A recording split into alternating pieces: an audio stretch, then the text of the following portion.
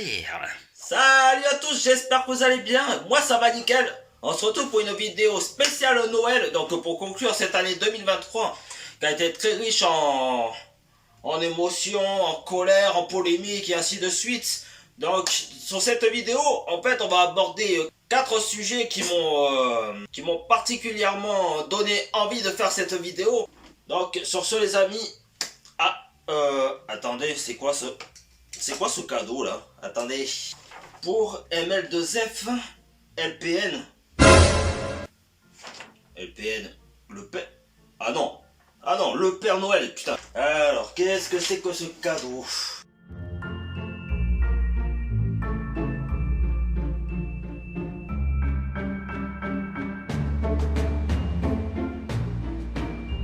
Premier sujet que je voulais aborder dans cette vidéo, donc c'est forcément la rétrogradation du club de l'ASJ Soyaux, donc qui est resté le seul club 100% en football féminin, donc qui a connu sa descente aux enfers l'année dernière. Alors de base qui était rétrogradé en deuxième division, mais suite à des soucis administratifs et financiers, ils ont été rétrogradés en deuxième régionale. Même si je suis pas supporter de l'ASJ Soyaux de base, c'est vrai que cette nouvelle m'a beaucoup choqué parce que forcément, moi qui a connu la montée en D1 féminine de la section féminine des Girondins de Bordeaux en 2016 et qui a eu cette première confrontation donc avec l'ASJ Soyaux à domicile avec le meilleur but de la saison qui était signé par Juliette Oubagne. C'est vrai que cette équipe de Soyaux, je la voyais vraiment déjà une grande équipe parce que faut se dire quand même qu'elle a une grande histoire dans le football féminin parce que ça fait 50 ans que la franchise existe, donc c'est pas rien comparé à tous les autres clubs que ce soit Lyon, Paris et ainsi de suite. Mais c'est vrai que ces 3 dernières saisons, forcément les choses n'allaient plus de leur côté. Alors si on met de côté la saison 2018-2019 de l'ASJ Soyaux avec notamment notre ancienne bordelaise Sarah Cambo, il y avait Anissa Lamari, il y avait Kimberly Cazo et ainsi de suite. Ouais, là on se disait, bon, c'est une équipe qui va tenir la route. Alors en plus, avec le projet qui arrivait à ce moment-là, qui avait pour but de professionnaliser le club, enfin de faire mieux évoluer le club professionnellement parlant, avec des structures, avec un effectif plus professionnel et ainsi de suite. Bon, voilà, finalement le truc il est tombé à l'eau, donc forcément ça a un peu tiraillé au plus haut placé du club. Donc pardon, excusez-moi. Donc avec les départs donc, des entraîneurs, que ce soit Sébastien Joseph ou l'entraîneur, je sais plus comment il s'appelle, mais voilà.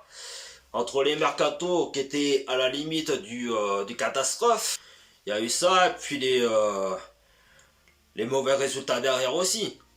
Alors certes, en 2021, enfin sur les 2-3 dernières saisons, oui, c'était sauvé in extremis. On rappelle en 2021 contre le Havre.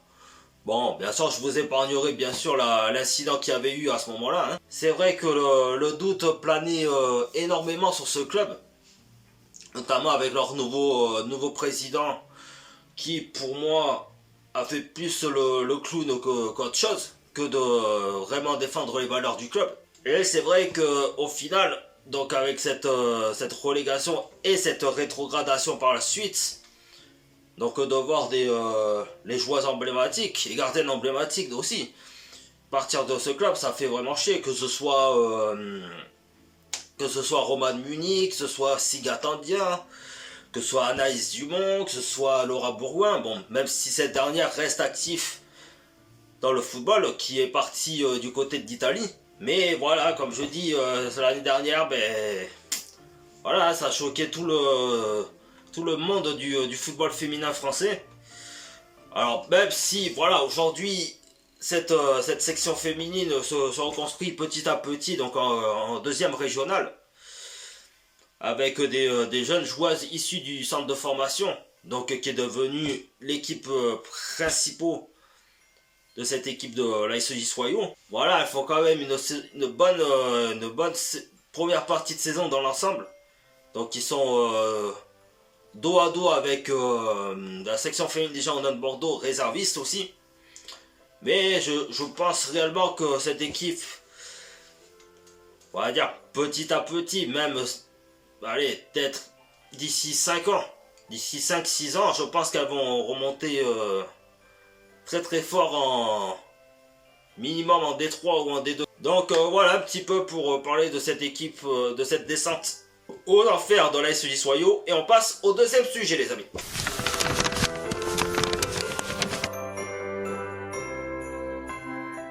Alors, le deuxième sujet, donc ça concerne la polémique qu'il y a eu donc avec les deux présidents de la fédération française et espagnole.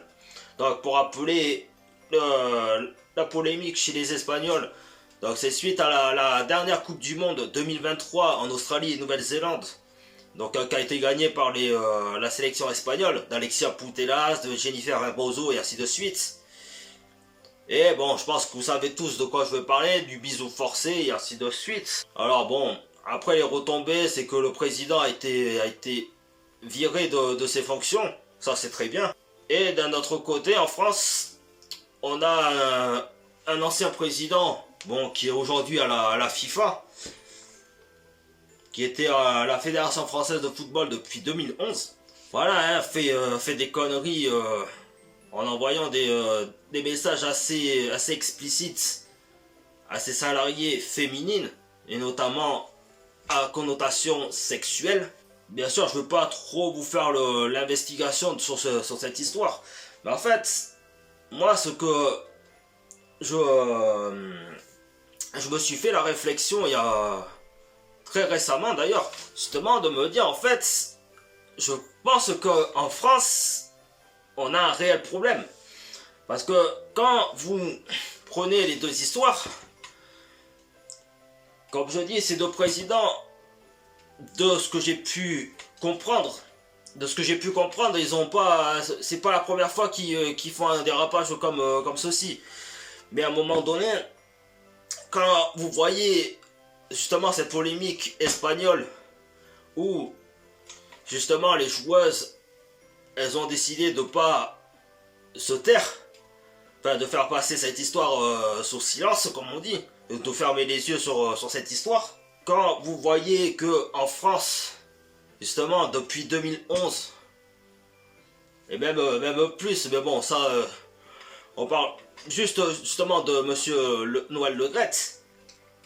Justement, moi je trouve ça assez bizarre que justement il n'y a aucun joueur ni aucune joueuse qui a porté ses couilles en quelque sorte pour dénoncer ce mec-là. Parce que la seule personne qui a fait un très beau travail justement et qui a vraiment pris son courage à deux mains pour dénoncer cette omerta qu'il y a à la Fédération Française de Football depuis des années, même depuis 2011 avec Monsieur Le Graët, c'est le journaliste indépendant Romain Molina.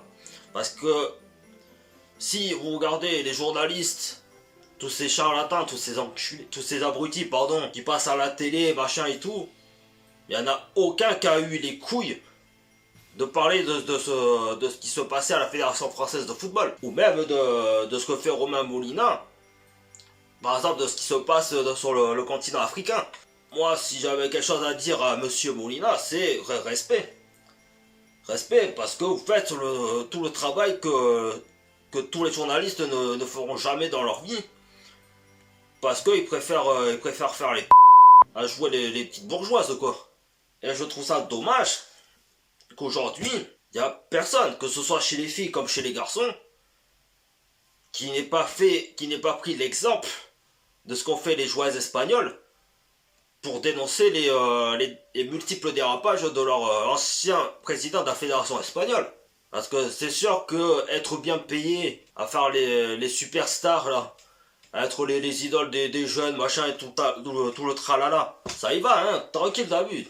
D'être bien payé, tranquille, la belle vie, la vie dans le local comme on dit. Mais par contre pour dénoncer les plus haut placés de la fédération française de football, voilà, hein, je pense que vous mettez tous un baillon devant la bouche et vous fermez votre gueule. Donc franchement, dites-moi un peu ce que vous en pensez en commentaire de ces deux affaires qui se ressemblent plus ou moins, on va dire. Mais franchement, voilà quoi, c'est quand même abusé. Allez, sur ce, on passe à la troisième position.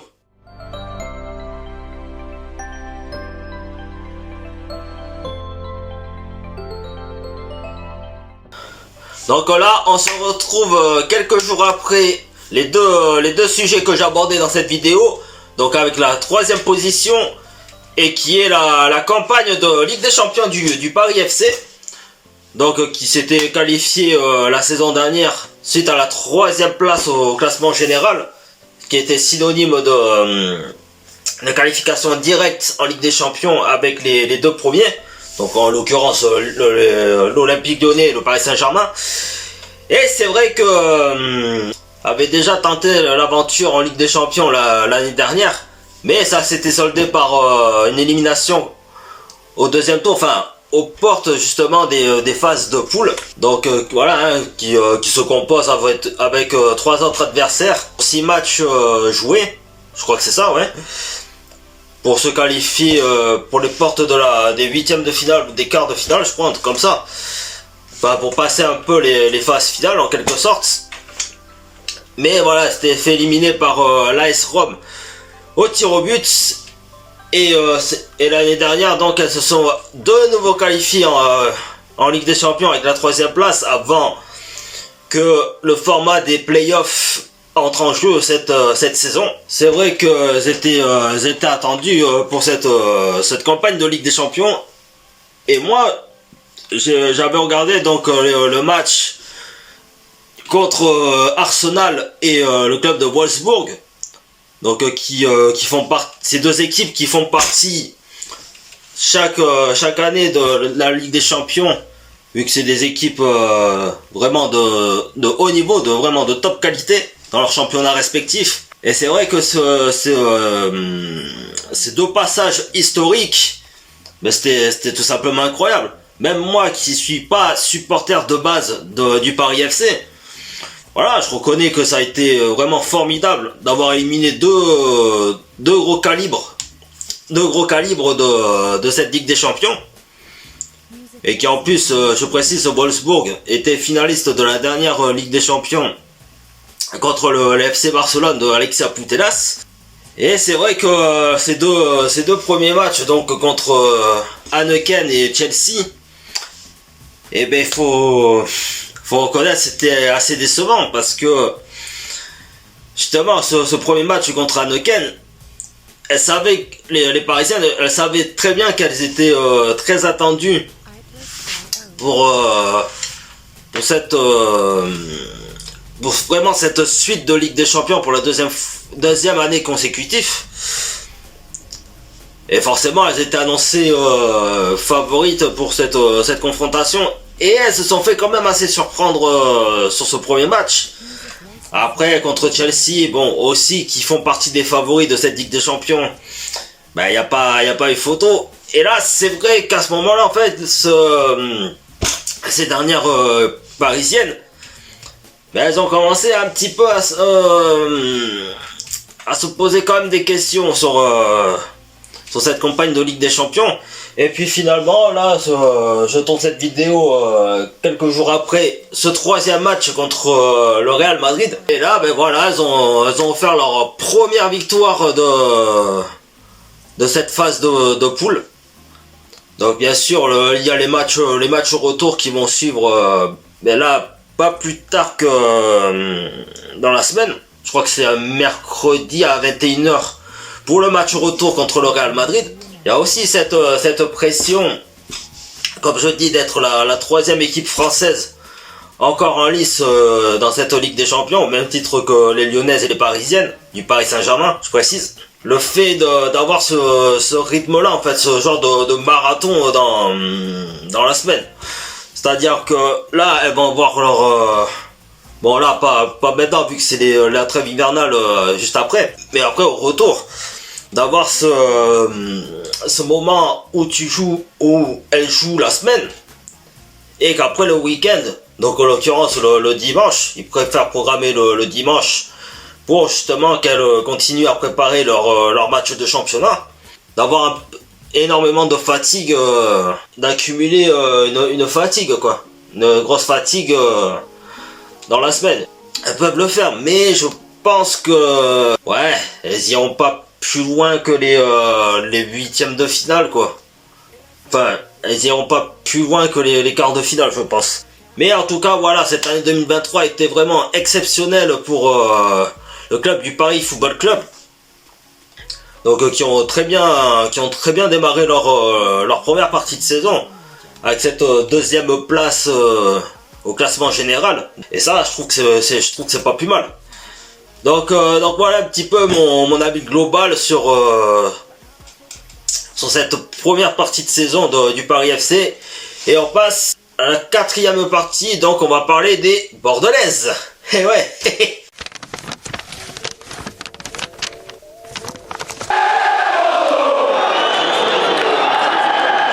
Pour conclure un peu cette vidéo spéciale Noël, les amis, donc on a parlé de la première partie du Paris FC, et là on va parler de la première partie de la section féminine des Girondins de Bordeaux. Et ben tout simplement, c'est de la merde. Allez, c'est bon, salut.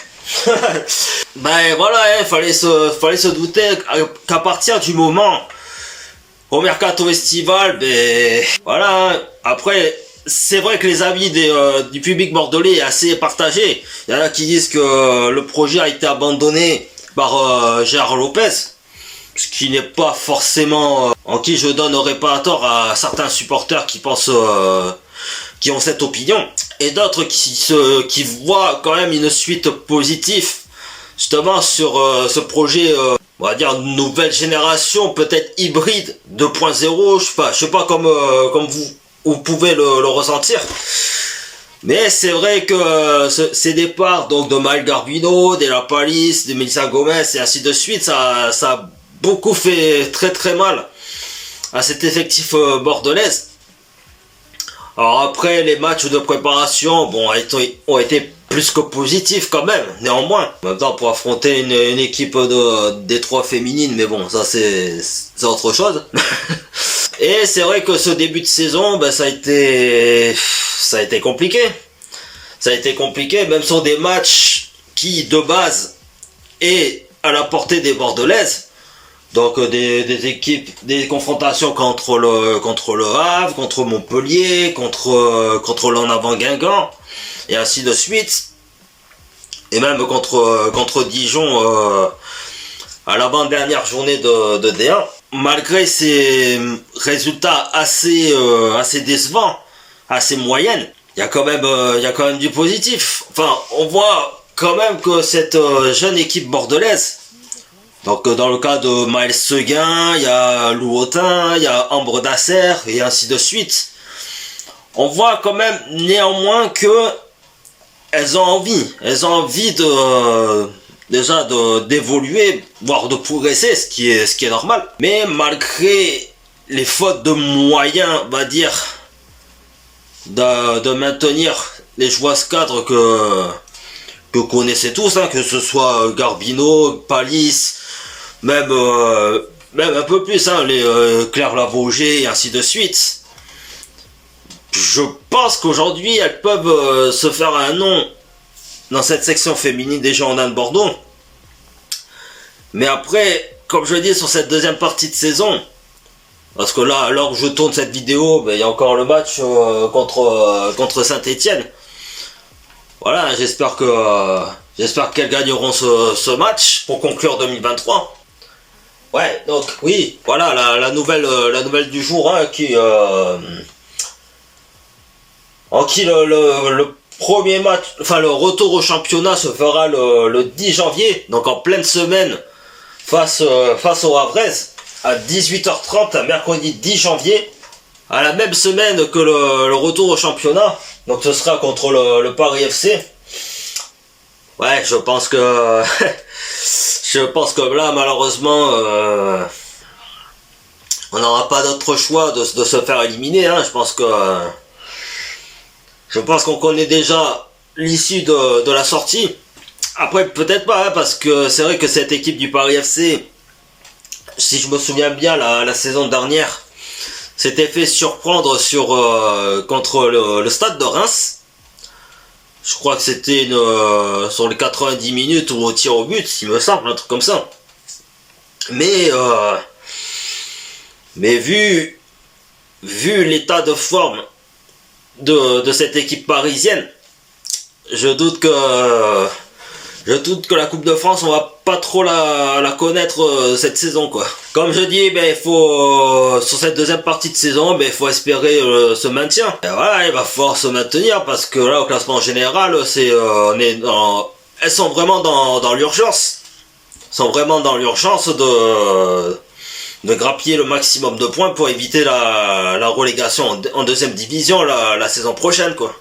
Voilà les amis, j'espère que la vidéo vous aura plu. Si c'est le cas, n'hésitez pas à vous abonner à ma chaîne YouTube, à lâcher un gros pouce bleu, à me suivre sur ma page Facebook et Instagram qui seront dans la description, ainsi qu'activer la petite cloche pour être au courant de mes prochaines vidéos. Bon, là, vu que c'est la trêve hivernale, il y aura une petite pause. Hein. Et puis, voilà, on se retrouvera, donc, je le rappelle, pour le championnat, le 10 janvier contre le Havre, contre le HAC. Donc dans Laetitia Philippe, Mikaya Kardian, Adjmal Najim et Bassumo. Et la Coupe de France la même semaine contre le Paris FC. Donc voilà, sur ce, je vous souhaite de belles fêtes de fin d'année. Soyez prudents sur les routes hein, si vous faites la fête et ainsi de suite. Et puis on se retrouve pour 2024 en forme. Et pour soutenir au maximum les Bordelaises. Allez, sur ce, ciao ciao tout le monde.